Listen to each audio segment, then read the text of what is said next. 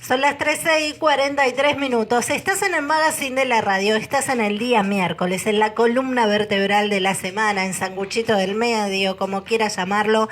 Y también estás en Nota al Pie, con Rodrigo Velleira, que se le viene una nota al pie y se le sube a la cabeza.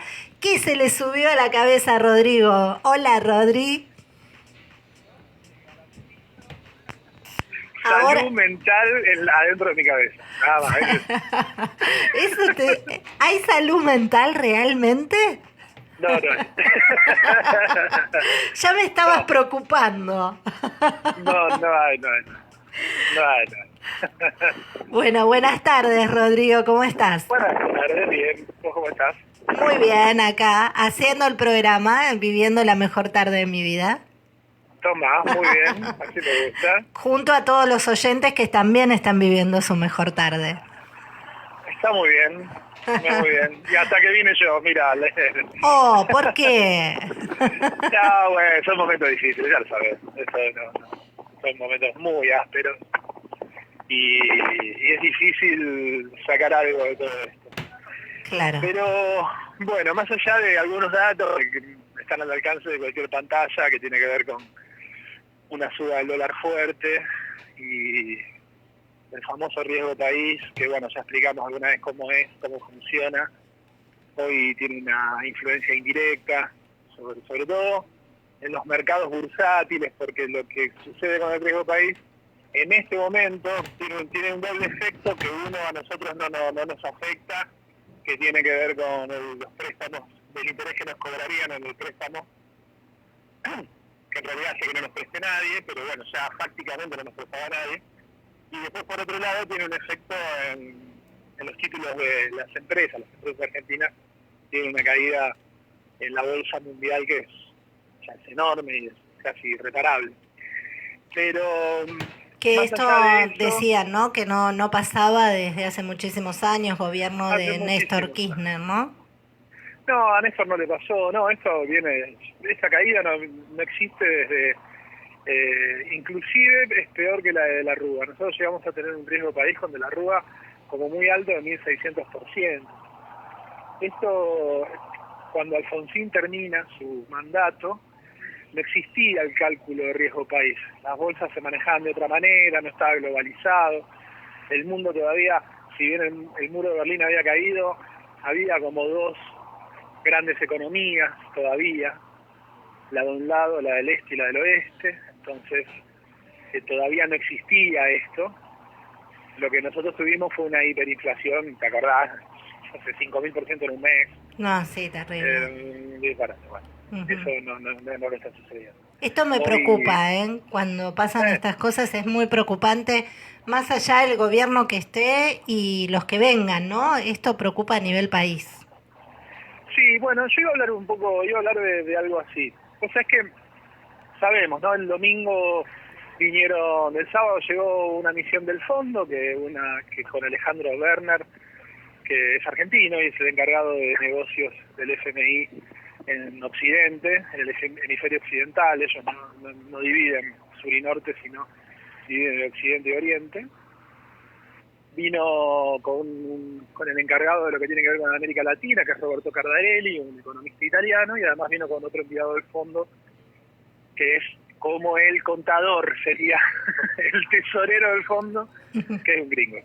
Y Ajá. se juntaron. Primero se juntó con el ministro de Hacienda el domingo, con Sebastián Lacunza y su equipo de trabajo, y el lunes con Alberto Fernández.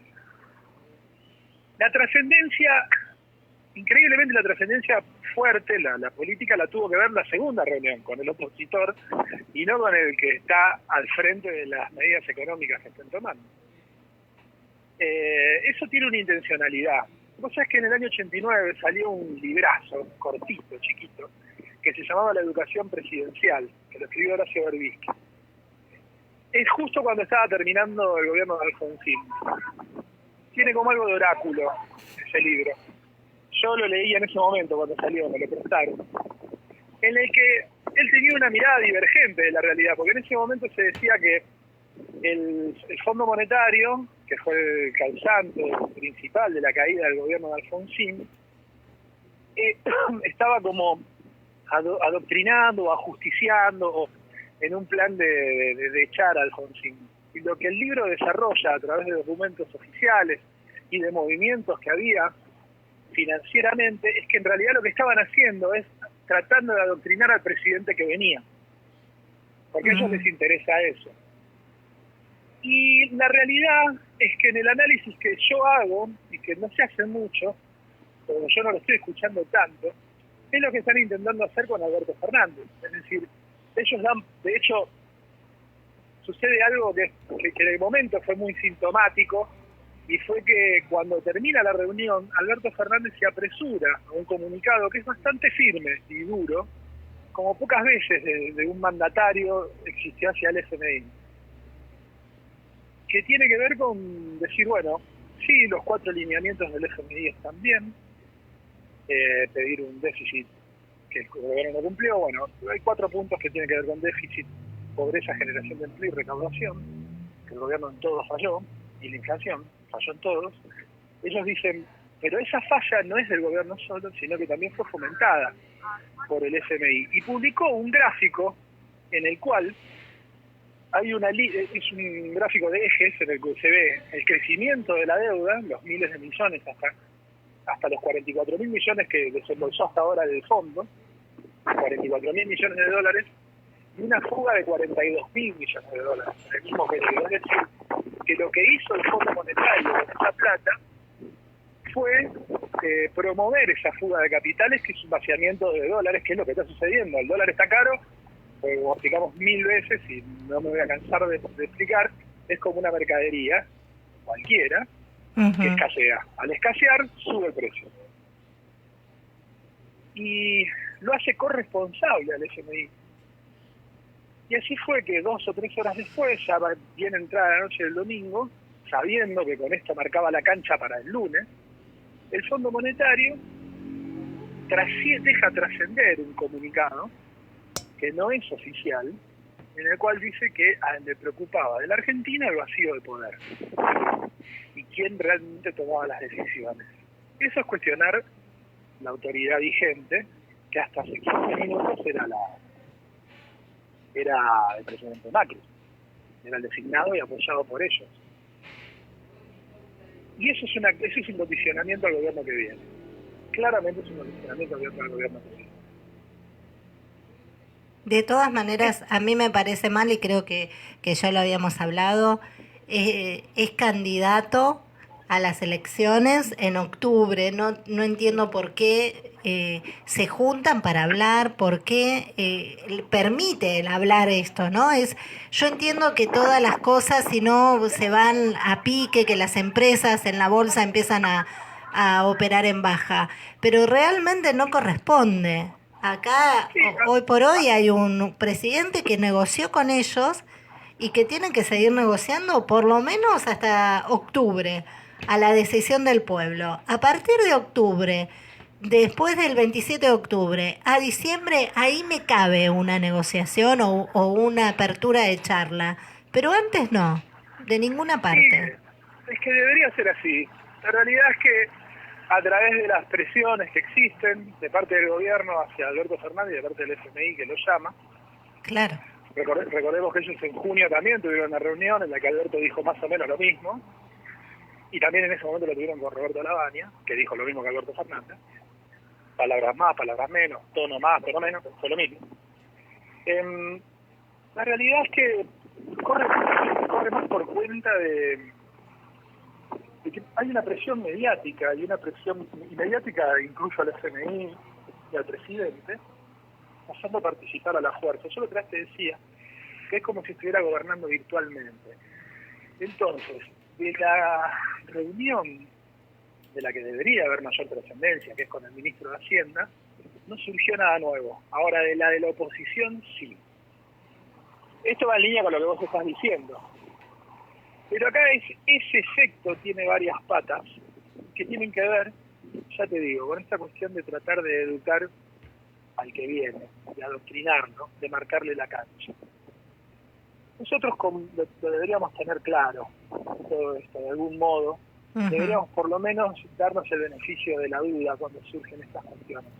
Las informaciones que trascienden normalmente están masticadas. Ahora, cuando uno tiene el alcance de cuando nos leen un comunicado que deja trascender el FMI, cuando se hace oficial un comunicado del Frente de Todos en este caso, cuando hay un acto público en el que el presidente o alguno de sus funcionarios declara y toma posición, nosotros ahí tenemos que dedicarnos a pensar. Después hay una información que obviamente hay especulaciones, hay capitales que juegan un partido importante y tienen micrófonos abiertos como para poder direccionar lo que ellos quieren decir y darle trascendencia a los rumores. Bueno, todo eso es parte de este juego, pero hay algunas cuestiones que inclusive yo hace un tiempo lo dije.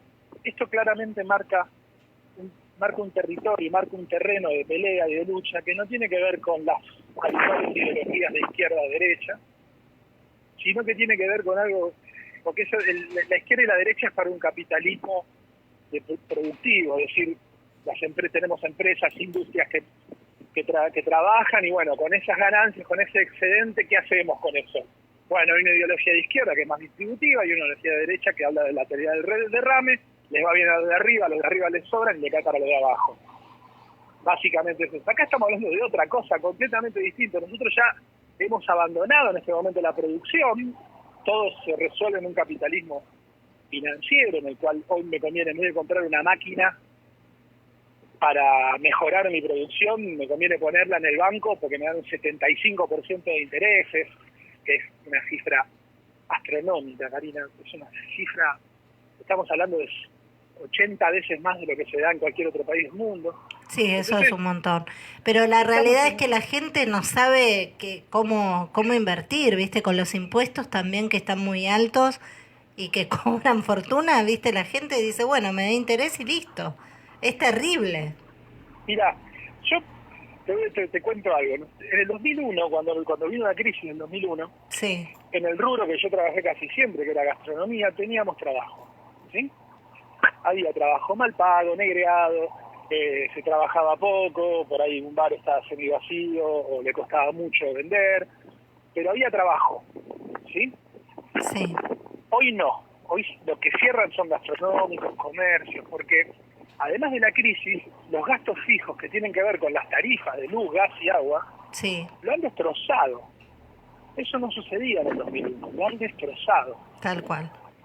Entonces, hoy, ¿qué te cierra? Te cierra un restaurante, te cierra una pizzería, te cierra un bar, lo cierran, Pero no porque no solo, pueden sostener. Rodri, yo comparto esto con vos, pero no solo es por eso, porque hablando con la Cámara de Comercio y lo que está sucediendo, hay un mercado que no sucedía en el 2001, tan a flor de piel como es ahora, que es también las demandas de los empleados a los propietarios de los comercios. Entonces la gente piensa muchísimo antes de tomar un empleado, las cargas sociales que son una barbaridad, pagás un Las cargas sueldo, sociales son, las cargas sociales son igual hace 20 años. Acá lo que cambió fue aumentos de 7.000%, 5.000% en sí, insumos, porque el gas, la luz, el agua son insumos. Cuando la Cámara de Comercio dice eso, miente.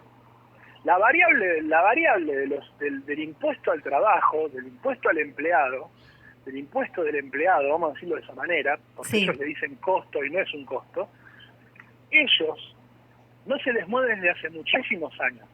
Acá lo que se mueve y la pelea que deberían haber peleado y no la pelean porque no tienen el coraje para hacerlo, es con el gas, con la luz y con el agua. No lo hacen. Que no me mientan. En serio, que se dejen de mentir. Pero vos sabés Porque la cantidad de juicios laborales que hay. pero los juicios laborales se dan porque ellos no pagan. Yo hice juicio laboral. Sí, sí, pero hay una Tienen cosa que es que no pagar. pague y otra cosa es Pero que le busquen la vuelta, porque el que no te paga se no, merece el juicio laboral. la gran mayoría de los juicios laborales, son porque no pagan. Porque pagan lo que quieren, porque han negreado durante un tiempo y cuando el empleado se va, dice, bueno, me voy, ahora te reclamo lo que no me pagaste en blanco. Está bien, está mal, lo que quieras. Ahora, el gran problema de la Cámara de Comercio, si la Cámara de Comercio sigue machacando con los costos laborales, está mintiendo. Los comercios tienen un problema grave con las tarifas, pero es un problema grave, no los comercios, vos en tu casa. Totalmente. La tarifa es general, discúlpame, no solo de los comercios, Claro, yo también la sufro. obviamente, y entonces a vos te lleva a que no consumas lo mismo, a que si alguna vez, no sé, si vos eras de irte a tomar un café con amigas y amigos, no vayas, entonces le baja el café. Si antes no sé, te gustaba comerte una pizza, ahora lo tenés que pensar porque hay que pagar la luz. Claro. Hay un montón de situaciones que se van dando que generan un doble vaciamiento al comercio. Esto es una cadena. Acá no hay salvaciones sueltas. ¿Sí? Acá por ahí se salva el financista. Pero Sí, el demás, que más tiene en esta época de crisis, el que hace negocio, no es ni la clase media, ni el que tiene un ahorro, es el que realmente tiene la torta. Eso lo claro, sabemos, porque si no, los demás son los que sufren, ¿eh? pero es el que tiene la torta, porque hoy por hoy, por ejemplo, no sé, yo tenía un amigo mío, un amigo de mi hermano en realidad, Sí. con una fábrica de bolsas de polietileno que tenía 60, 70 empleados y a él le iba muy bien. Bueno, listo, se fundió. Ya está, se destrozó. Pero porque él se dedicaba a la producción, él tenía torta, pero la torta se le secó.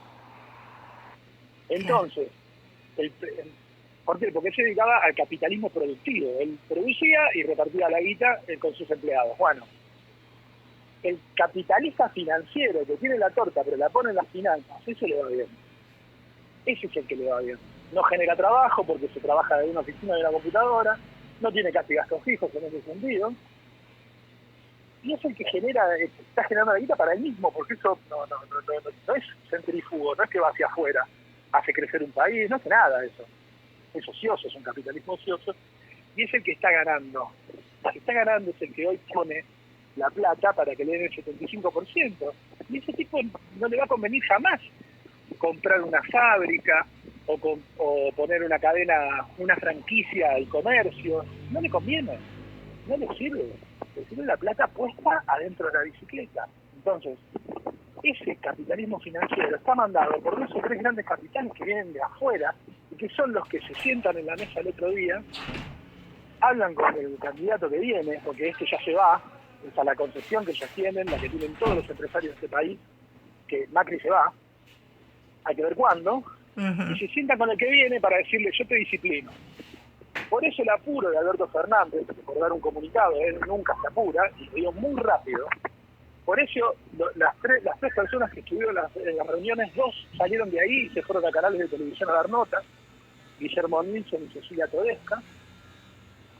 Alberto se corrió de la pelea, se corrió de la discusión, solamente firmó el comunicado, porque sabía que venía el viandazo del FMI. ¿Qué fue lo que hizo? Decir, listo, este no sirve, el que viene. Y está sucediendo algo que a mí me revuelve las tripas, y que es que es probable que tengamos que adelantar elecciones, que tengamos que sufrir una entrega de mando caótica y rápida, porque el FMI lo designó.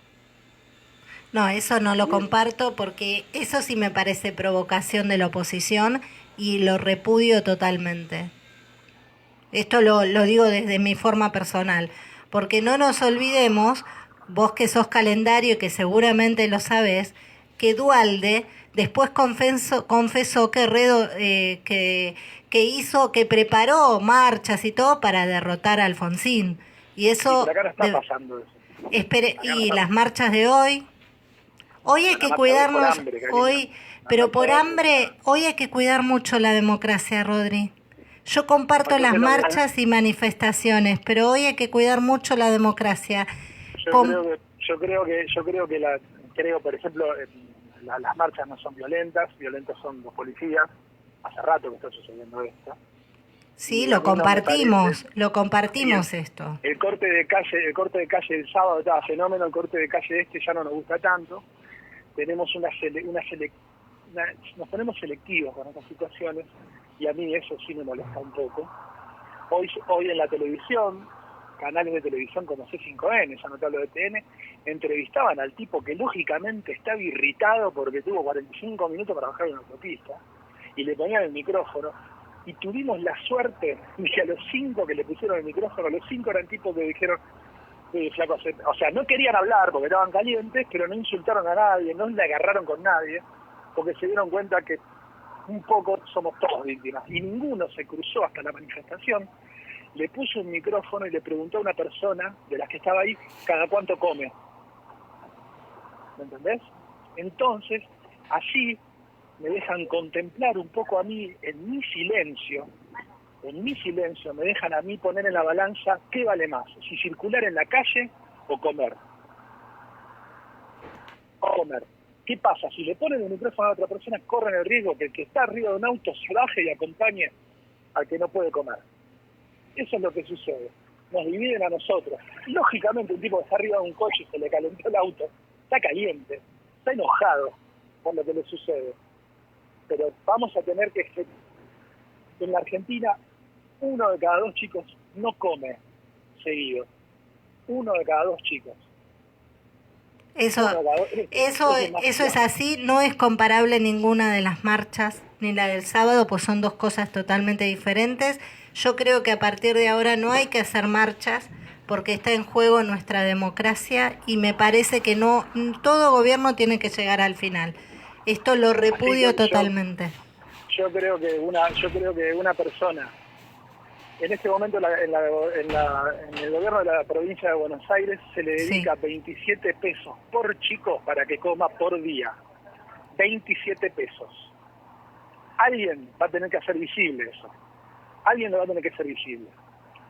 Si yo tengo que soportar que el sábado salgan, porque perdieron una elección, salgan a decir que está en peligro la República, van a tener que soportar a la gente en la calle diciendo a mi hijo le dedican 27 Bueno, pero ahí hay una grieta, Rodrigo, ahí no lo comparto ni ahí que vos lo digas. Sí, bueno, pero, sos un comunicador, ¿cómo vas a armar una grieta?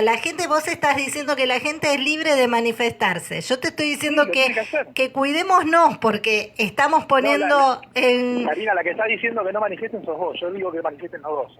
No, está bien, pero estás comparando una cosa que no tiene comparación. No puedo comparar la gente que tiene hambre con la gente que apoya un gobierno. Pero vos le estás diciendo que la gente que tiene hambre no salga, pero que sí salga al que apoya un gobierno. No, yo estoy diciendo que no se salga a manifestarse de esta manera con banderas políticas y todo. Hay que cuidar ninguna de las dos. Porque esto trae esto. Y la verdad que no. Acá la decisión de los votos va a ser en octubre y me parece genial y si hay que respetar, como pasó la pasada votación, hay que respetar a la gente. ¿Cómo hacemos? Y hay que respetarla, ¿cómo no vas a respetar el voto de la gente? Pero no lo respetaron, el sábado no lo respetaron. Pero ¿cómo hacemos después de eso? ¿Cómo hacemos para modificar alguna situación de algo? ¿Cómo hacemos? Salimos a la calle, esperamos hasta el 27 de octubre que la gente se muera de hambre, que cada día va a haber más hambrientos, ¿cómo hacemos? Pero se reclaman por las vías que se tiene que reclamar de los representantes y hacer visibles. Ni vos ni yo tenemos hambre, Karina. No, ya lo sé, Rodrigo, ya lo sé. Pero inclusive sos caldo de cultivo para cualquier violencia. Este es un gobierno que ha tenido la suerte de que se le reclamó poco, tuvo las manos libres para hacer lo que quiso. Y ahora tiene un poquito de ruido en la calle. Lo generó él. Es así. Esto no se trata de gritos. Estoy haciendo una descripción. Te estoy dando un dato. Estoy dando un dato claro. Se duplicaron los comedores en la nación. Los centros cooperativos, ahí la gente empezó a ir a merendar y desayunar. En los merenderos empezaron a dar comida y en los comederos empezaron a dar comida y vianda. Hay lugares en provincia y capital que se quintuplicó la gente que va a comer a los comederos. Por otro lado, hay menos comida. Entonces, esa gente que no tiene visibilidad, que nadie habla de ellos, porque o damos los datos pero no hacemos nada, y no hay un gobierno que actúe, el Congreso no sanciona la ley de emergencia alimentaria, el Congreso no trabaja, estamos funcionando con un poder y medio. Y entonces es muy difícil. Ante ese vacío de poder, que ahí sí tiene razón el FMI, hay un vacío de poder, la gente sale a la calle. Es así. Y no es violenta. Corta una calle. no es violenta, corta una calle. Ahora, si se le planta infantería, como pasó a mí el 18 de diciembre del 17, que fui a reclamar para que no le bajen a los jubilados, que no le bajen a mi mamá, y me mataron a palo para poder sancionar una ley, y bueno, es difícil, es difícil. Es un momento muy crítico, muy crítico. Yo no estoy diciéndole a la masa que rompa algo, simplemente que si sale a la calle, es lógico. No le puedo pedir que se muera de hambre y se quede en la casa. Es muy difícil. ¿En qué casa se queda? ¿Cuál? La que se le está cayendo el techo, la que tienen que dormir 10 de la noche a 4 de la mañana, dormir 2, de 4 de la mañana a 12 del mediodía duermo yo, y vemos qué vas a comer, comemos de lo que tiran los demás. A esa gente yo no sé si le puedo pedir tanto. La verdad que no sé. No sé. Bueno, Rodri, muchas gracias. Bueno, de nada. Nos volvemos a encontrar. Te mando un beso. Chau, chau. Rodrigo Velleira, periodista de acá del magazine de Nota al Pie. Ya venimos.